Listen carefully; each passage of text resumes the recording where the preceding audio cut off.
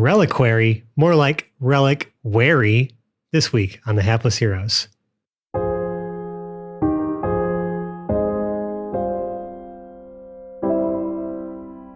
Is one skeleton maybe like better than the other skeletons, or?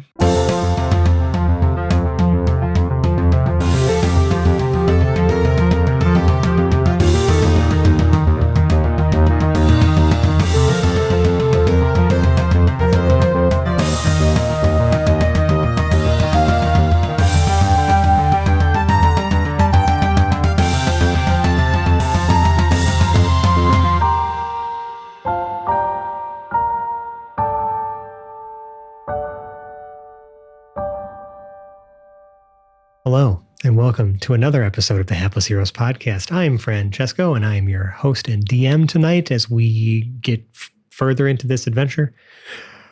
Before we do, I will do what I always do, an intro. My amazing, wonderful, and beautiful cast and friends. They are, on my virtual left, Dave as March. Hey, how's it going, everybody? Mike as Brunner Brew Blitzboar. I'm ready for an adventure in a Relic-Wary. Oh my god. Nicole as Glorp Glup Glup. I think you could look at this really as like a giant safe deposit box. Sebastian as Chum de Loom. I can't believe that actually worked.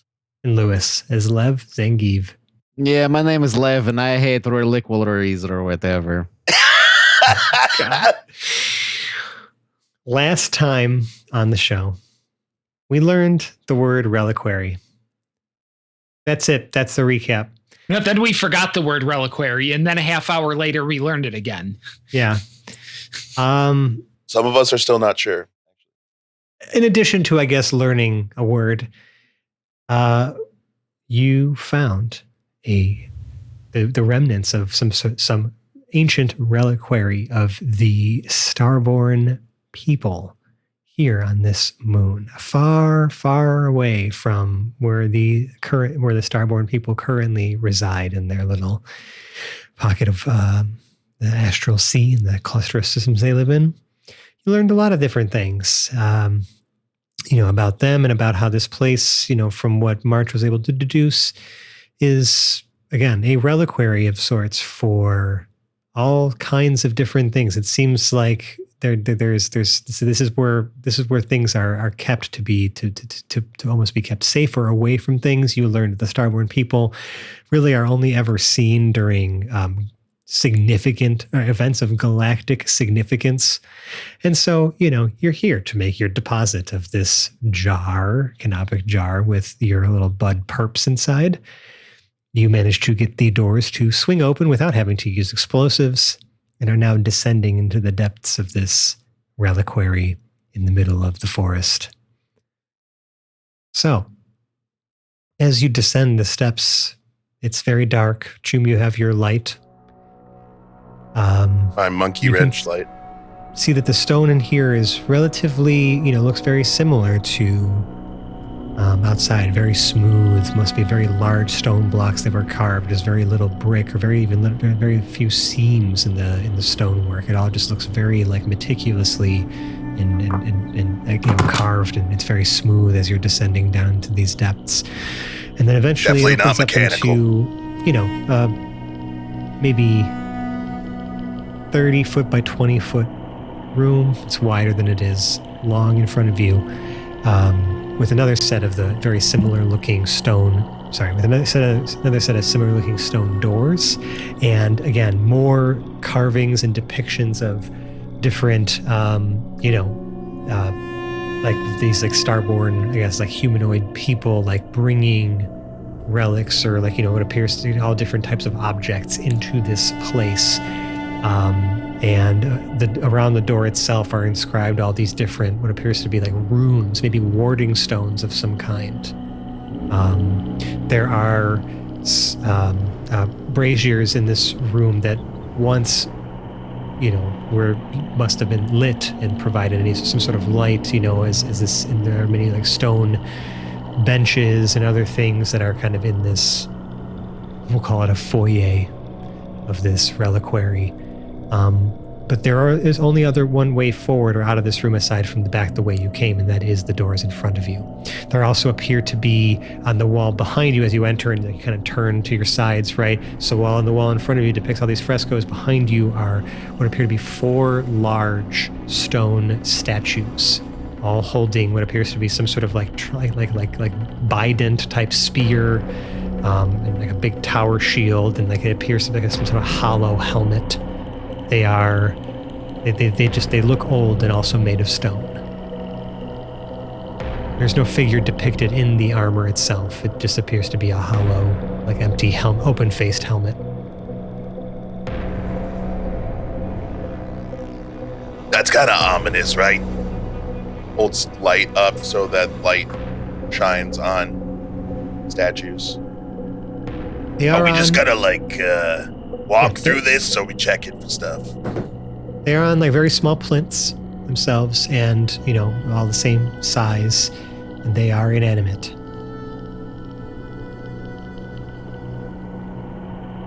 Why do I feel like the words "for now" were implied at the end of that sentence? Yeah, I didn't say that. Yeah, I heard that too.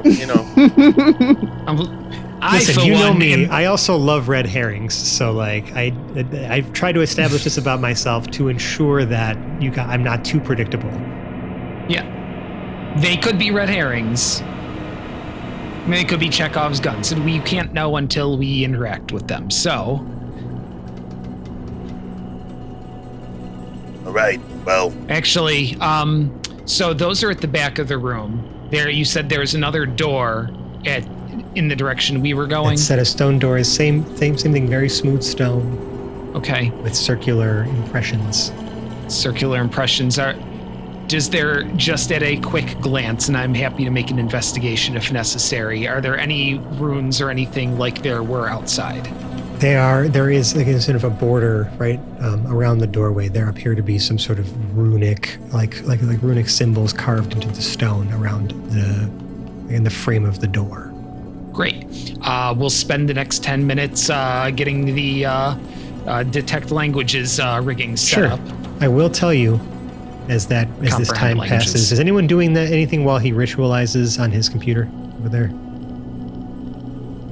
Yes.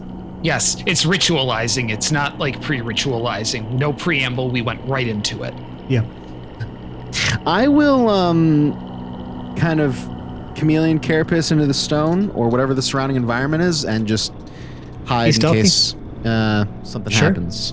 Yeah. Do the helmets come off of the statues? They appear to be attached, like as part of like the carving. They don't appear to be like floating there as separate.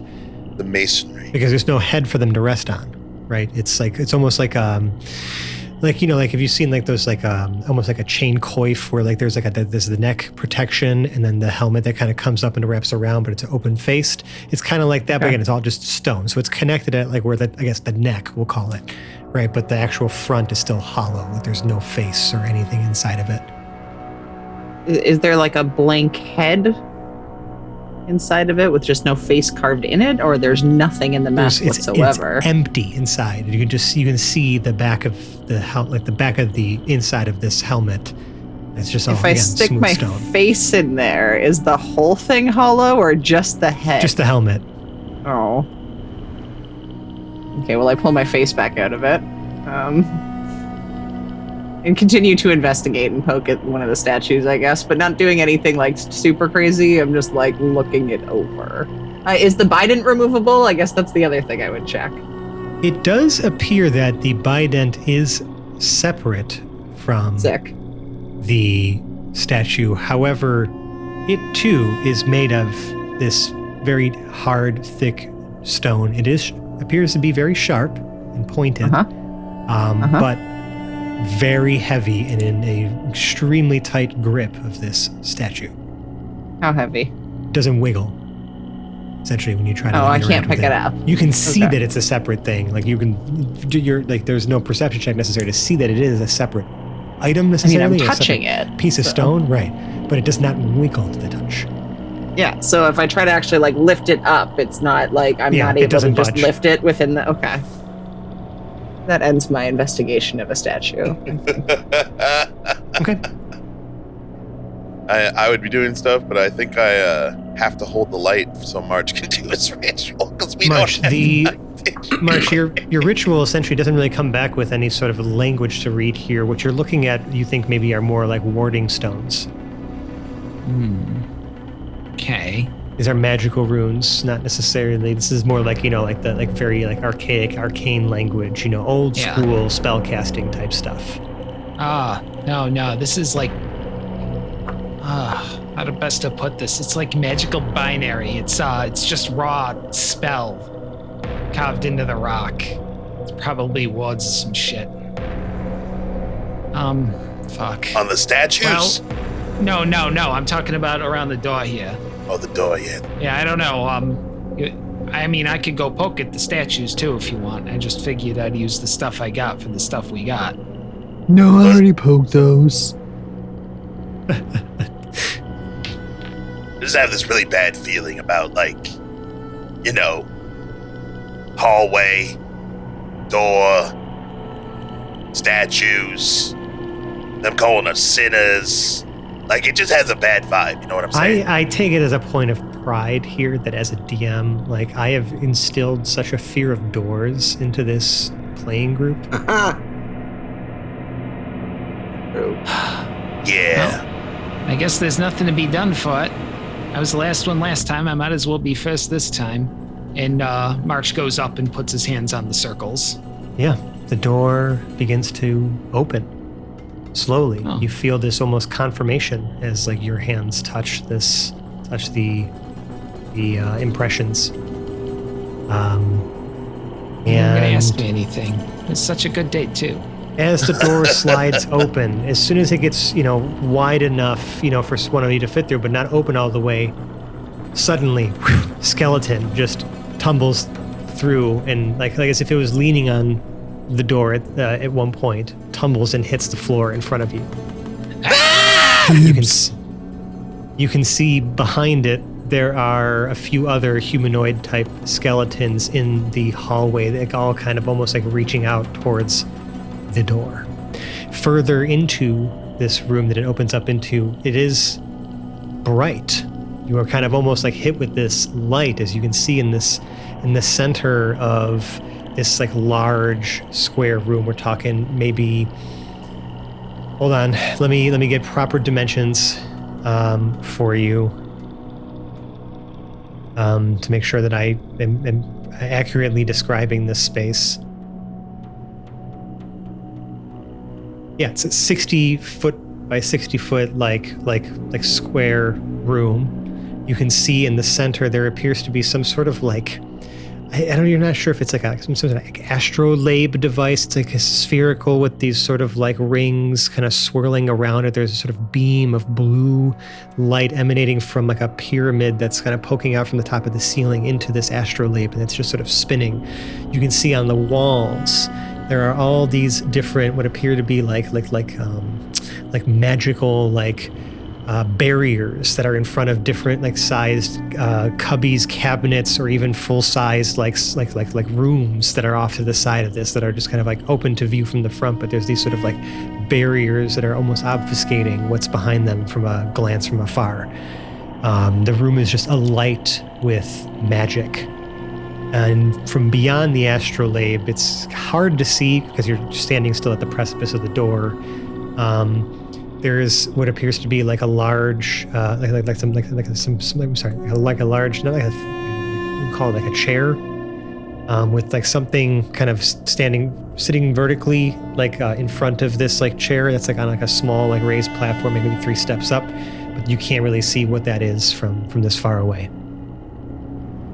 There's this almost buzz of magic in the air for those of you who are magically inclined. It is palpable. The air is musty. The skeletons look old. Guys, you that can was still see the tattered rags that still cling to the bones that, you can see this might have been another adventuring party that made it down here somehow. Is one skeleton maybe like better than the other skeletons, or? That is okay. I'm sorry. I need to. That is first of all, that's the bumper for this episode. 1000%. My follow up to that though is what is your, I guess, like, because that's such a subjective question. What are your okay. How do you? I'm not looking for a Halloween decoration, in which case the best skeleton would be the spookiest, most decrepit skeleton. I'm looking for a quality skeleton, like good bone structure, no obvious cracks, maybe a newer skeleton than the other skeletons, or maybe one that had a better fat protection layer that maybe kept it in like a more pristine. Why don't you make me an investigation check, Glorp? No, that's not going to go well. And so you're poking around the skeletons a little bit. And I'd give you guidance, but I kind of don't want to.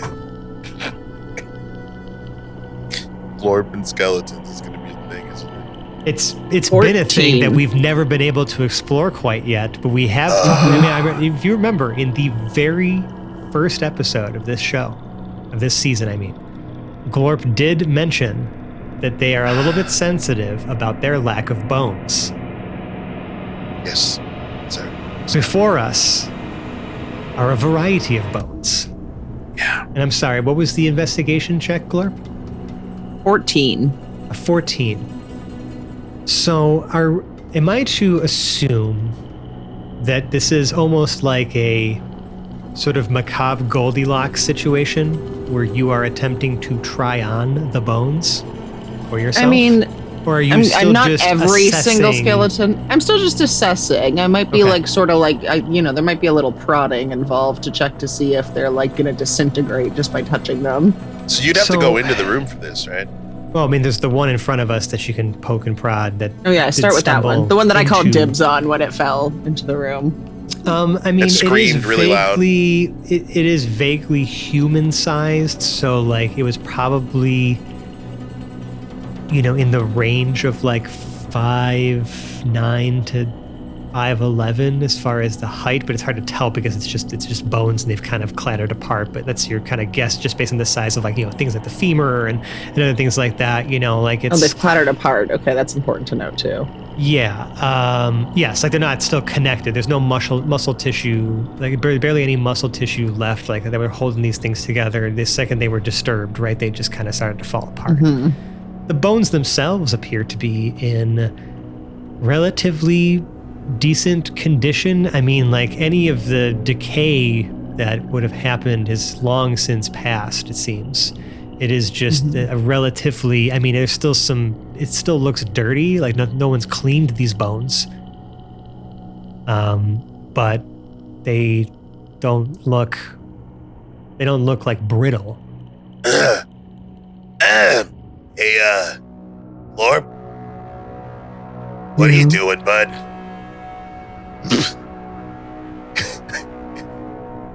Just, I thought maybe since nobody's using these anymore, I can just try them on. I will say, Glorp, you also notice like scattered amongst like the remains here, like our, I guess like tattered remains of what would have been like clothing and armor even, like you can tell that based on what it looks like, these were at least somewhat modern materials. Like we're not talking like ancient times, like suits of armor and things like that, right? Mm-hmm. Like you can see that there's like, what appears to be some older weaponry type, like projectile, like gunpowder type weapons, like like pistols and like hunting rifles, and like machetes, knives, things like that. Maybe like tools to like maybe cut through jungle or cut through forest. But like any sort of as far as like anything, you didn't notice anything necessarily valuable. You just kind of see what appears to be the remnants of another group of treasure seekers, we'll call them. They don't like there are what appear to be like some very tattered and like broken bags. There doesn't appear to be any sort of contents, like any sort of like artifacts or other things that are still in them. They are empty. From what you can see, at least, based on them being broken and ripped and all that stuff, like you don't have to walk into the room to notice those things. So we're all just gonna We're all okay. Okay. Yeah, I don't want to end up like them. No offense, Glorp, but somebody else wearing my bones doesn't really sit well with me. So, I'm sticking the skull in my head. Actually, after everything that we've been through, this isn't even the weirdest fucking thing we've done. So, it's fine.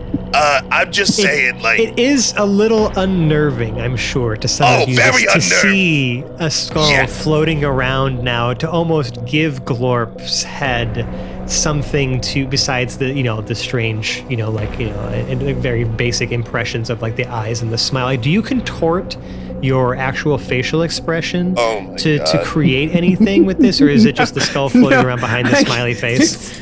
I mean, okay, so I moved the smiley face dots to like line up with the eye sockets of the skull, and I moved my smiley face to kind of like line up so that I guess the teeth are kind of, but it's still. Did you bring the bottom part of the jaw in as well, so you have both halves if you wanted to move the? Not teeth? yet. I started with the top half. It's just the top, which I guess are the teeth still attached? It's the top. It's the majority of the skull.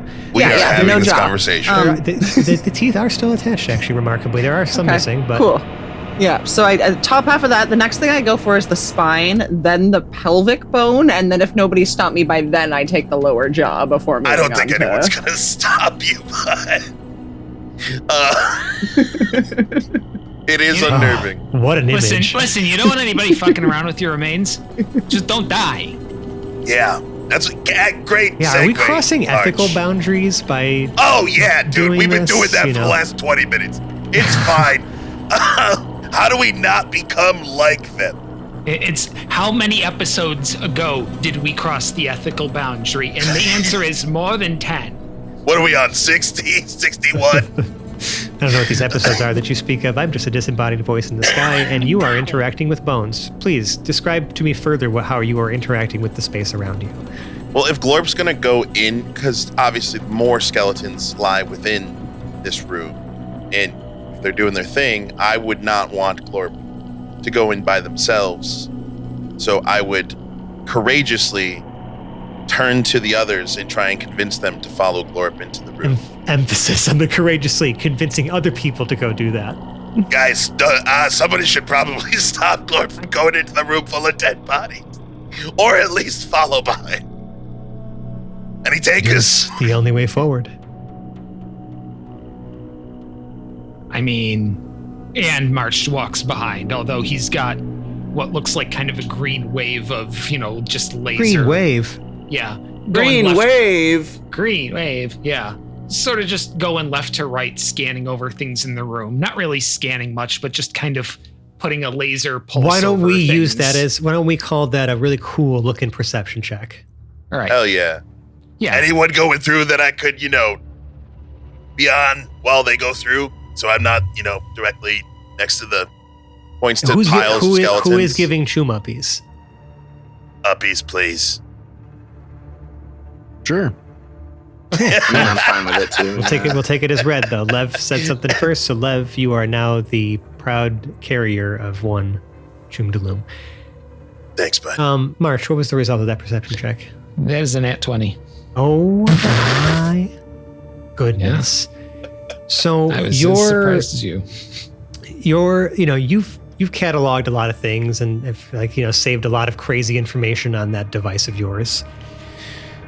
It lights up with you are in a room that is filled with magical objects.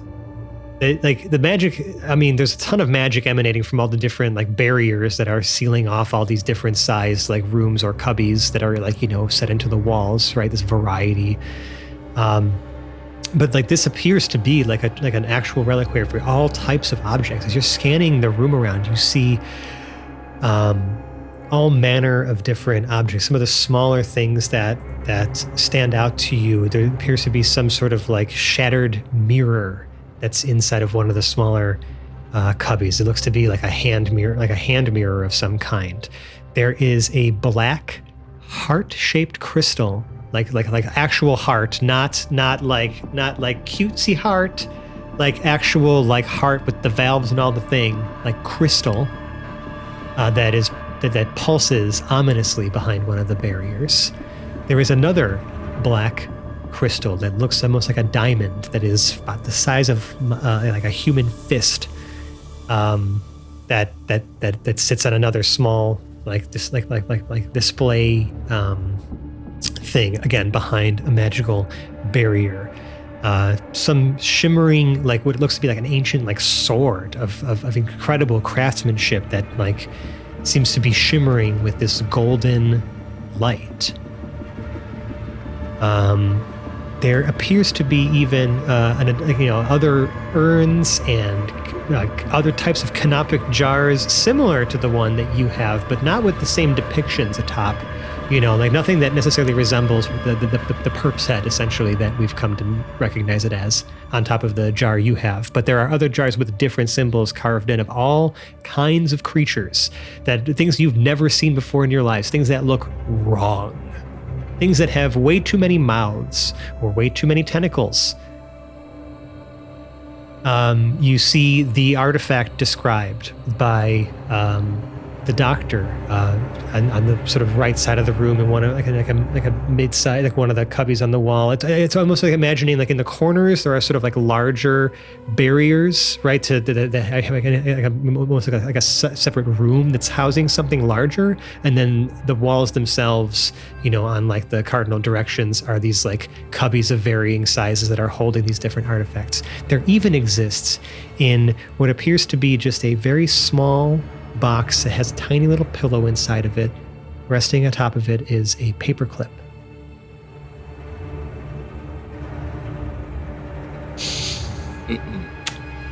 What are the dimensions of the room again? This room, I think I said, was 60 by 60. 60 by 60. And then there's some additional, like, we'll call them maybe like 20 foot by 20 foot, like extensions that are in the corners that have like their own little like small, like smaller, like larger enclosures that are in there. Inside of those, you see what appear to be like actual like creatures held in suspended animation, like they're frozen in place. But these look like abominations that you can't even begin to comprehend. Just so many eyes. Why does that thing have so many eyes? All right. So I also have ritual for detect magic. So I feel like, we might be able to, if I can set this up in the middle of the rooms. It says self 30-foot sphere. Which I assume is 30 feet out, not 30 feet diameter, right? 30-foot sphere, right? It's like, okay. Like, so the sphere itself is the diameter. I mean, if it's a 30-foot radius, then it's a 60-foot sphere, right? Yeah.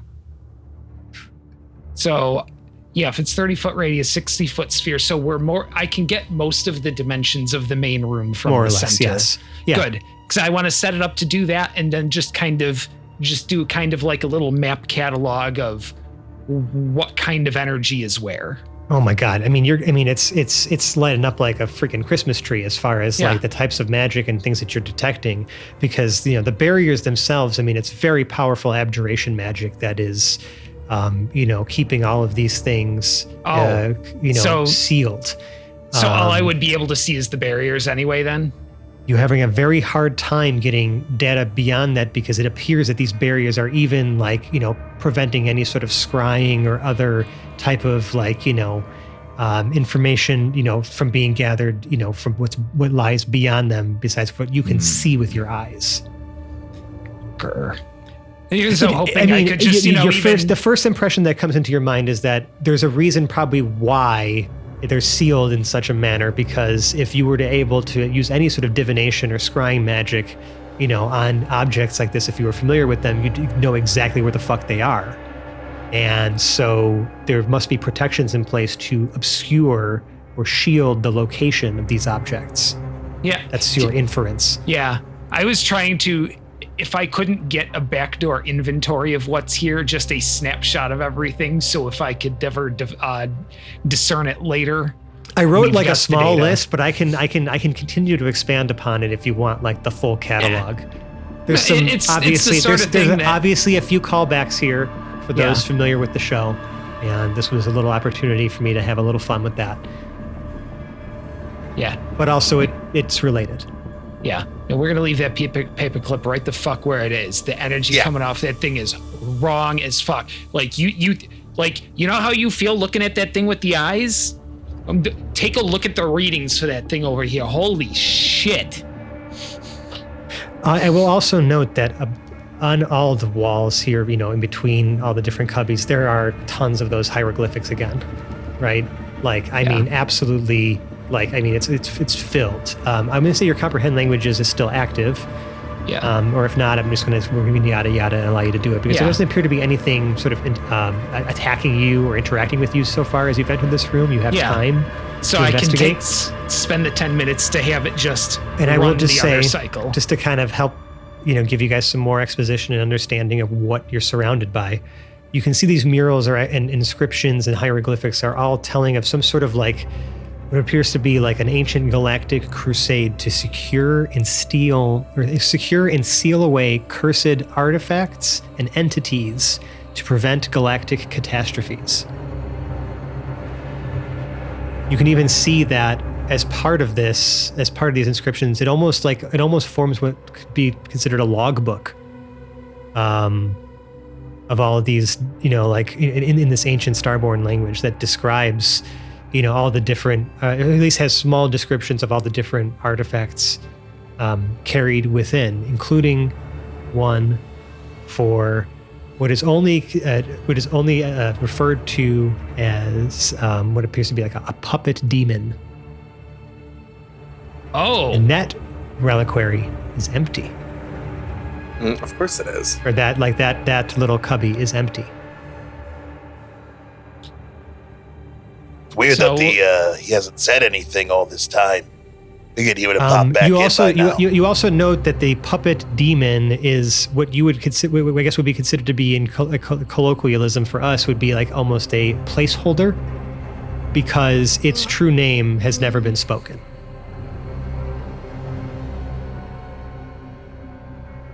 Okay, so like the convenience store over across the way from Louis Cheese, how they got the give a credit, take a credit tray over by the register.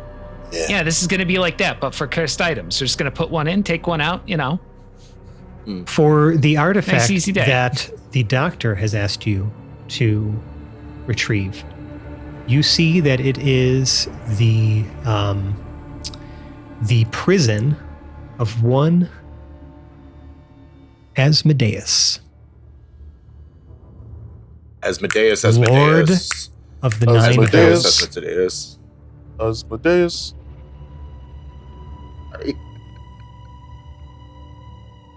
You can also see around that are other lesser devils. And the murals there depict like some sort of great and ancient war against, these I guess like devilish entities. Mach, are you okay? Your face is doing some weird things. You also notice, Brew, and actually all of you would notice there are also some symbols would even appear to be of Lord Rel in some of these particular, I guess we'll call them, storage units, right? These little cubbies. These depictions almost show that like there was almost like divine intervention, as where the god himself, assisted in the defeat of and capture of these devils. It does. There are some. Again, it's very hard when it's all just depicted in hieroglyphics, but you get the vibe that the war didn't actually end in a victory necessarily. The Nine Hells still need something to operate them.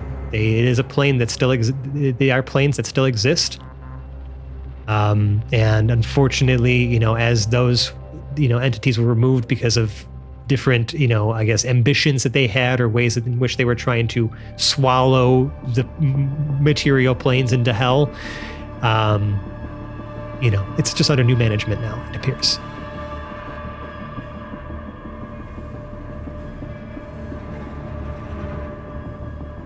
much. So You're the only one seeing this. Yeah. So yeah. All right. I didn't think you could get paler, but not gonna lie. Yeah. So demons and Twin demons. Look, I'm gonna need a second to collect myself. This is kind of. I don't think I'm having a very good day here. Fuck. I will also note, now that you're further into the room, where I said beyond the astrolabe, there was that sort of chair with something vertically sticking up. It appears to be that there is just a staff standing on its own in front of the chair. It's rested on the ground. It's standing straight up, but there's nothing supporting it. It's very thin, right? It would be impossible for it to stand up as straight as it is, balanced like that, especially as the bottom appears to be a bit rounded. It is sort of this it appears to be a wooden staff that's sort of carved. It has this sort of intricate sort of weave, not weaving, but almost like a weaving or a webbing at the top. That it's just these twisted branches that are kind of forming like an oval shape. Does not glow. There doesn't appear to be any active magic running through it. Your detect magic on that would show that it is magical. It is enchanted in some way, but does not it's not giving off anything as far as it's doing something right now, or it's actively I don't know. It's not sentient or something. I don't know. Okay, guys, I'm sorry. So here's the deal. There's something called Asmodeus that's in that jar, and there was a war, and Lord Rel himself was involved in sealing up some of this stuff, and yeah. So my choice is eternal servitude to the doctor, probably. I have no fucking clue, because apparently I'm a goddamn idiot and I freaking just sign things. That's really smart. Quick. Yeah, it's wonderful. I'm awesome. Or, I just give him this, sealed demon, because that's definitely not going to have any lingering consequences that I'm going to have to worry about or, be bothered by. As the DM, I should clarify, there is a difference between a demon and a devil. They are very different things, and they are diametrically opposed to each other, although both evil. Listen, when they're stabbing you in the chest, the difference is kind of negligible. Fuzzy. Yeah. Well, but one is more blah, blah, blah, blah, blah, coming from the abyss, and the other one's more I'm going to punish you for an eternity, and I'm going to. Can we clip that? Clip that. I want so that that's kind of how I look at the difference of that. Some demons come from the abyss, chaotic abyss of awful things, and then you have the devils, which come from the nine hells. So just very different. Just making sure that we understand the distinction between abyssal creatures and infernal creatures. It's been a long time since college, so just remind me here. But isn't Asmodeus not just one? He is the one. He's you're talking about. Get everybody to make me religion checks. I had no idea. I didn't go to Satan seminary. Oh, they teach us didn't you take it to get the easy grade, right? That's what you do. It's, you just show up, you listen to some stories, and this is so bad. Oh. Ooh, you got a dirty 18.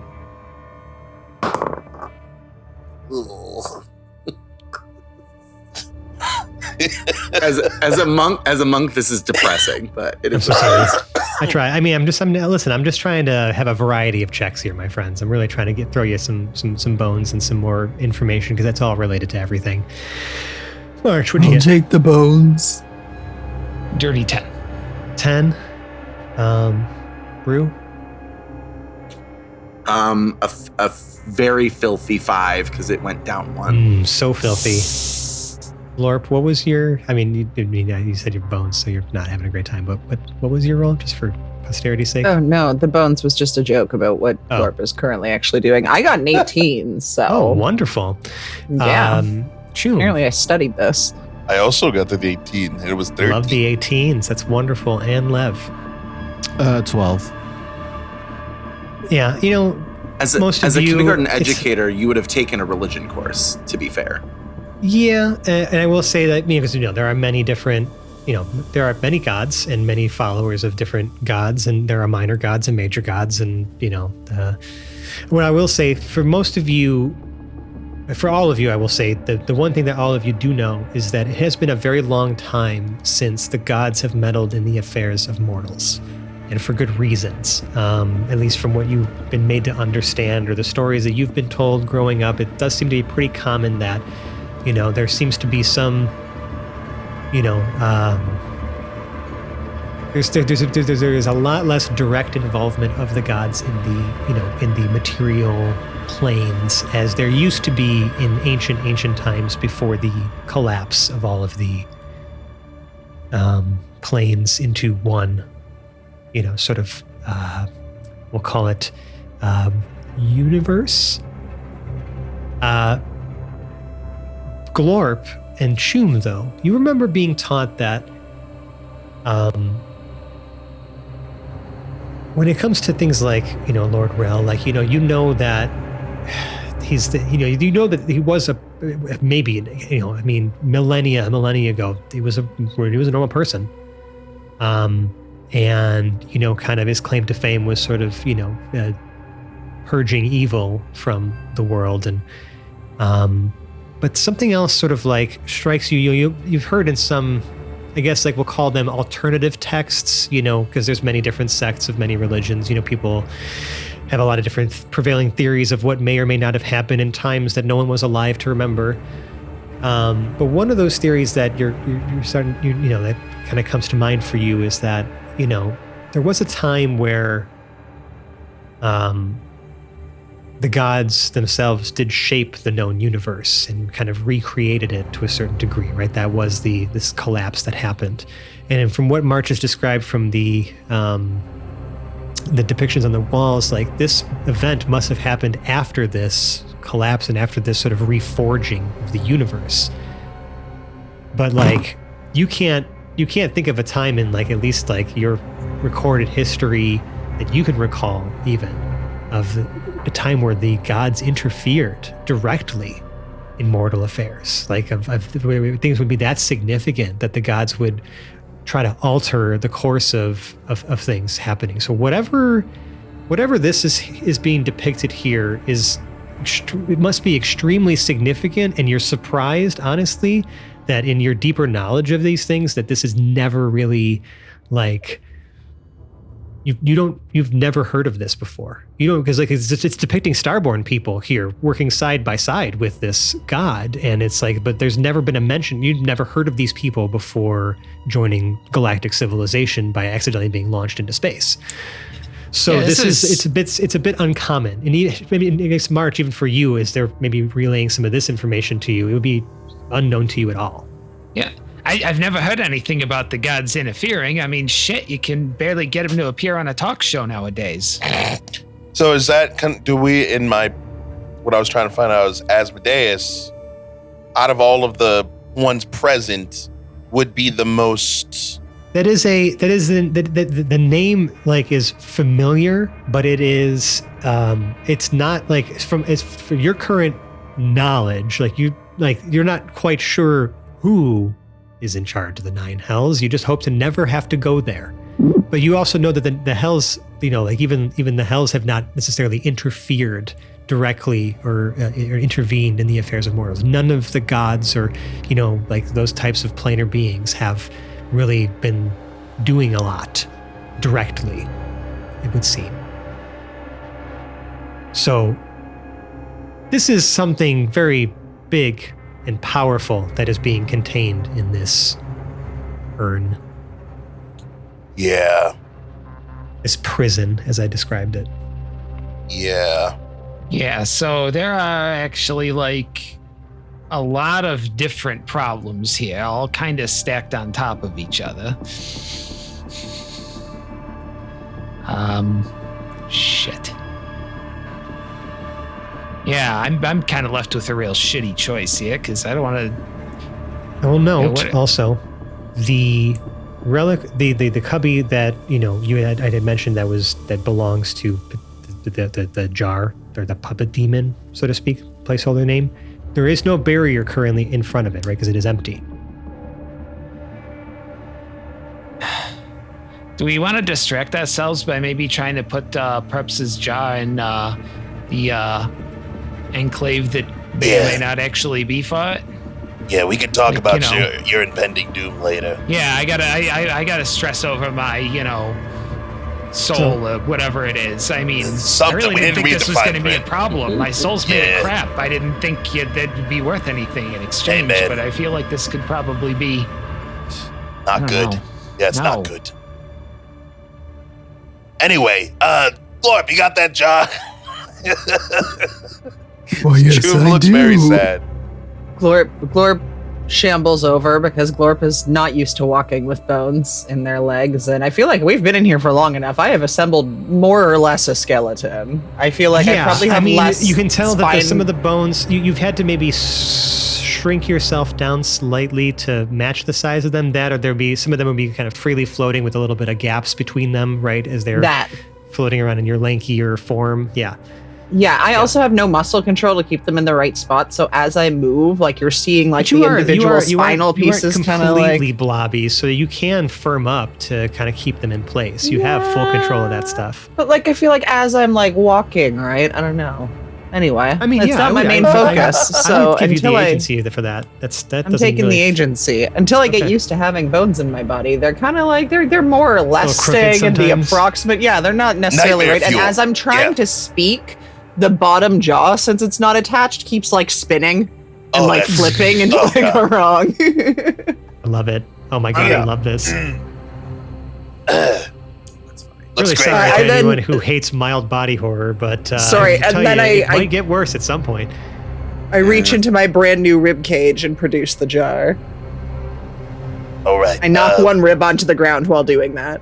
Hmm. How do we want to do this? Because I mean, we've all seen Concordia Jones, or whatever we called it before.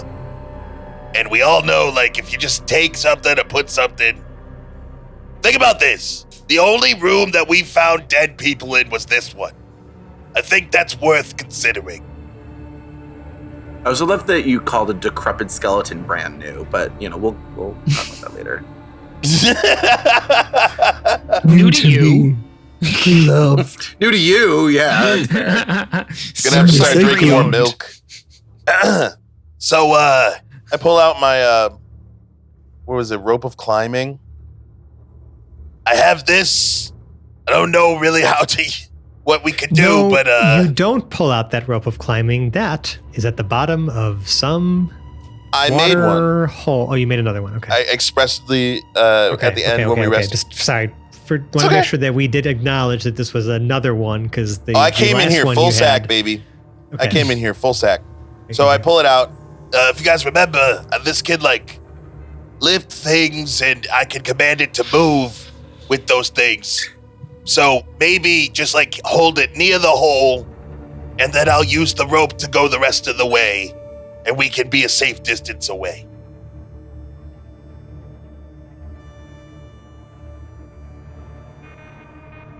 Choom does like a thumbs up to the room, like. Anyone got a better plan? He feels very self-conscious. He hides his nipples. I mean, right now my brain is still kind of preoccupied. Yeah, it's We gonna probably be a need a thing. control mechanism that closes whatever the thing on that is anyway.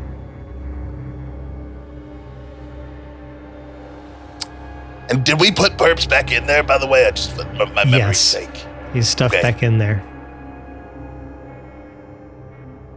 Whatever portion of the loaf of bread I didn't finish is jammed in there with him too. Nice. Don't want him to get hungry. Yeah, makes sense. All right. How do you want to do this? I can't lift the jar nor reach the hole, so it's not gonna be me. I mean, I'll just put it on there. I don't mind. You don't want to use the rope. You just put it on. Just put it on. Just then, you hear a familiar voice. Oh, In your minds. fuck. Oh, yay, it's Perp. It really sounds like you're trying to conspire against me. That's not very nice. Cal, we conspiring. I'm trying to put you on the thing. Isn't that what he wanted? Perps, you're back. I've been here the whole time. Fucking creeper. Of course he It was. was rude of Well- you to stop talking to us. Well, That's isn't right, that clever? I think it's pretty rude of you to conspire against me. And Lev, that was really mean of you, trying to tear me up in pieces. Really broke my heart. Fuck this guy. Like, I would do it again. I mean, shit. Conspire against you. I mean, hell. You're trying to do what you told us to do. If anything, you're conspiring against yourself for getting shitty instructions. he's got a point. That's facts. Burn. Burn. Burn, perps.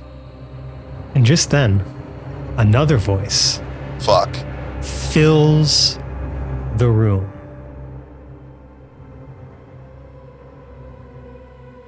Who No, thank you. are you? And what have you brought to this place? You hear it almost like echoing off all of the walls, right? Like you don't see the source of where it's coming from, but it's literally coming from every direction. How about we assume that this person has the upper hand and we tell them the truth? Also, someone shit on the floor over here. Have you come to plunder this reliquary like those who've tried before? Okay, so there's a funny story here. And he launches into the story of, perps and, the Can you give me I want to do a few quips of this. Can you give me a few abridged snippets of this retelling? I kind of want to do a bit here. I want to see if it works. Okay, so there was this kid and this puppet, right? Tommy, and yeah. they walked into a bar. No, it wasn't actually a bar. I get nervous and I fall into joke structure, and I'm getting beside myself here. Anyway, they I guess this thing, it was looking for a temple and it wanted to get help doing what it was doing, and we thought, hey, that matches this. Maybe we bring it here and leave it here. Yeah, and, so we're gonna leave it here. As part of getting in here, I kind of got into a really crappy Faustian bargain with a guy calling himself the Doctor who wants the remains of Asmodeus from over there out there.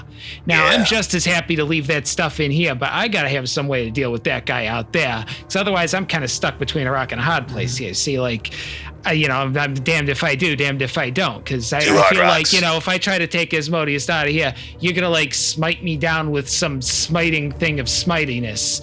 And if I don't do it, I'm going to get smote the second I get out the door. So, I'm kind of, Smite if you do, smite if you don't. I'm taking it right in the cotton balls here. There's like a pause as you kind of, exhale, right, and finish this, this explanation.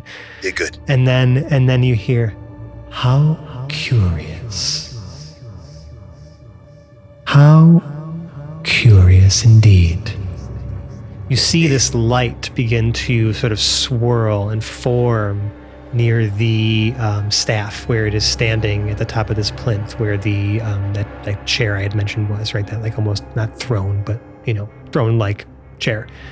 And materializing out of nowhere, staff in hand, is what appears to be a very tall, starborn, like humanoid, right? Like elongated skull, very gray, leathery skin, that very like stereotypical, like ovular, like dark eyes, like we see for like when you describe what an alien looks like to someone IRL, you know what I mean? Like this very like gaunt like face with the its mouth does move when it speaks, but it looks very strange to you. You've never seen something like this in your entire lives. This is extremely alien to you.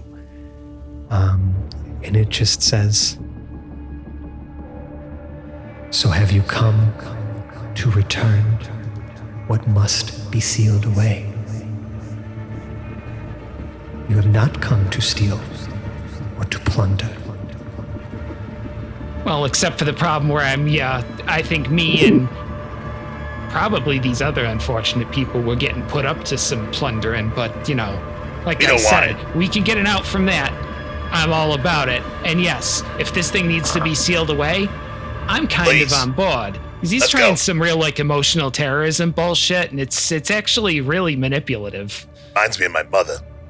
This doctor you speak of. Again, this voice is almost like it's echoing through these halls as it's speaking, but it speaks so calmly, so it's very soothing the way it speaks to you. It almost like it's massaging your mind as it's talking to you. It reaches out these long, distended fingers.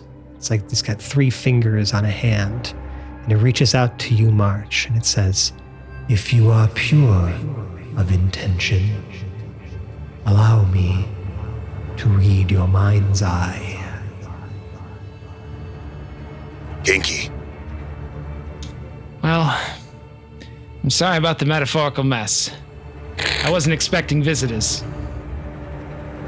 Does that mean I have your consent? That's really important, Yes, you do. I'm sorry, that was implied consent, but I'm glad you went for the explicit the second consent. you say yes, one of the fingers touches your forehead, and you just your whole body arches back, right?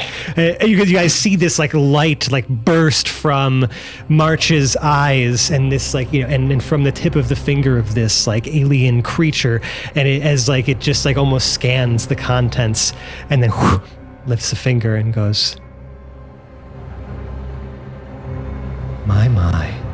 Yeah, so my intention's not pure, but it wasn't towards you. You, short-lived mortals, never cease to amaze me with your curiosity and your ingenuity. However, you, like many others, have agreed to terms and conditions you never read. However, in my defense, I tried. You may have promised your soul to this doctor, or as we should call him, Razikazeth. Someone write that down. Yeah, no, I think the owner or a presumed owner of my soul, probably deserves a place in my notebook here. You are claimed by another. Says this out loud? Who? Yes. Oh, he telling.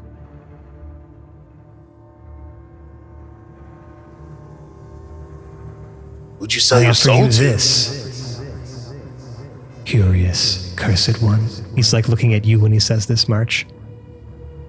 Bring me Razikazeth. I will lower my wards to allow him to enter this place. Bring him to me, and I will see that this deal that you've made, your responsibility and obligations are absolved. And leave the demon here. And you hear the voice of Perps in your mind. No, I can't let you do that. I thought you said you were gonna help me. He's called him a demon. You're not gonna help me? And you hear the voice start to change a little bit. Hold it. I put it on the shelf quick. Yeah, no, I don't think at any point I ever explicitly agreed to help you, actually. You try to move it towards the shelf, but you feel this almost resistance, Glorp.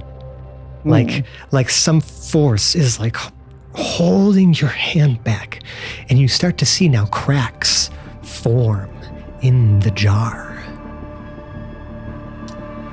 The entire time, I am just giving Brew the most bombastic side eye.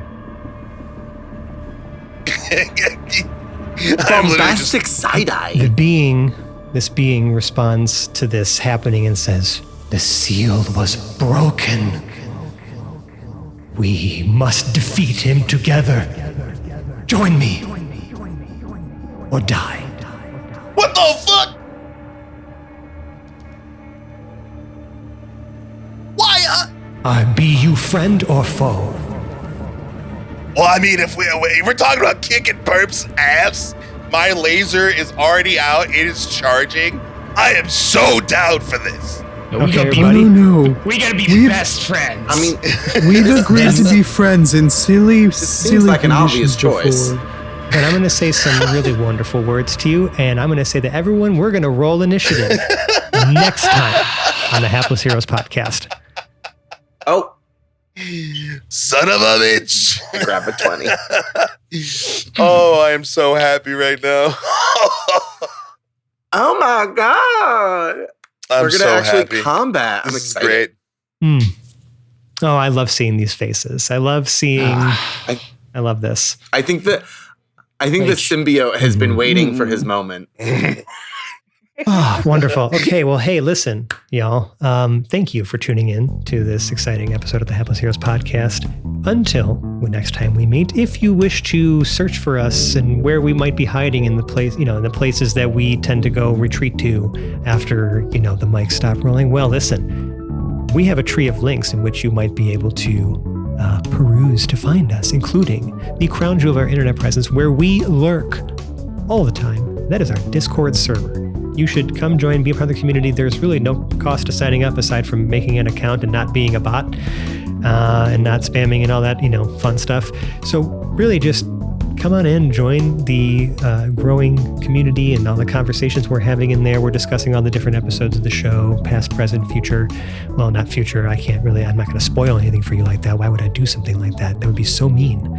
But really, come and join this community. We absolutely love interacting with all of our Discord listeners. We think you guys are just so interesting and fun and amazing, and we love the support that you've given us over the years. It really is just a beautiful thing. So we encourage you to join the community and check that out again at linktr.ee/haplessheroes. Now, if you really like us, well, maybe you could leave us a 5-star review on the podcast service of your choice. Each of those really helps us get more people looking at us and, helping us battle all those algorithms that are, constantly trying to keep us down.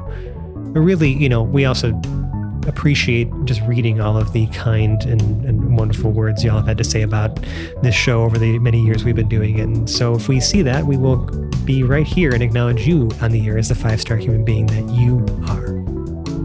Now, say your love runs even deeper. Say you want to just throw a little money at us and maybe get some bonus content. Well, guess what? There's a place for that too. That's our Patreon. It's patreon.com/haplessheroes. We have a whole bunch of different behind-the-scenes content, bonus audio. We're even doing some free content drops on there, like different interviews we're having. At time of recording this, we haven't done it yet, but we have an artist that's been we've commissioned to do some of the work for our actual characters, like our actual character artwork. And he's also one of the artists responsible for a lot of the illustrations in the Spelljammer's Cookbook, which is a like a supplement we've been using a lot and been leaning heavily on for all of our subclasses. Matthew Sargent. We're going to be scheduling an interview with him after the commission is complete. And he's a very accomplished illustrator. He's done a lot of really cool stuff, and we're excited to bring that to you. But that's going to be all released for free right there on our Patreon. So just go check it out, see what we got. And we appreciate all the support that you've given us. It goes right back into making this the ad-free entertainment you so crave. Now, that's all I have to say. So, outroing my cast in the opposite order in which they were introduced, we had Lewis playing Lev Zangief. Yeah, I've said it before. I'll say it again. My name is Lev, and I fucking hate puppets. Or whatever. Yes, we have a catchphrase brewing, folks. Sebastian, it's Loom. Well, demons out the jar. I've been wanting to kick your ass for a long time. Nicole as Glorp Glup Glup. Oh no, I hope I don't throw out my new vertebrae. Mike. Sorry, it's so good. It's so disturbing. It's so good. How the fuck do I follow that? That's so rude. It's a double entendre of possibly literally throwing it out. Yeah, right. Mike as Brunner Brew Blitzboar. Let's get this going. I'm ready to rock. And Dave as March. Yeah, this is a great little ethical dilemma we're having here. The lesson that it can be solved by violence is great to send to the kids too. They'll love it. And I'm Francesco. I've been your host and DM, and next week I will be your purveyor of violence. Tune in next time for some exciting combat. We'll see you then. Bye-bye now. Bye. Bye-bye.